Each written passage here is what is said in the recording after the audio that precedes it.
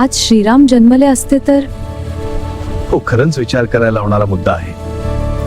जर प्रभू श्रीराम आजच्या कलियुगात जन्मले असते तर त्यांचे जीवन कसे असते? त्रेतायुगात श्रीरामांचा जन्म राजवाड्यात झाला, पण कलियुगात कदाचित एका सामान्य कुटुंबात झाला. तेव्हा गुरुकुलात संस्कार शिकवले जात होते.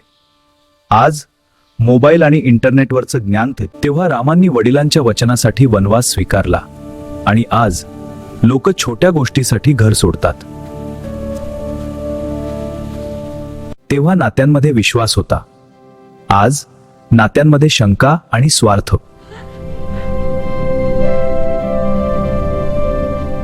तेव्हा अन्यायाविरुद्ध युद्ध धर्मासाठी होतं, आज लोक स्वतःच्या फायद्यासाठी लढतात.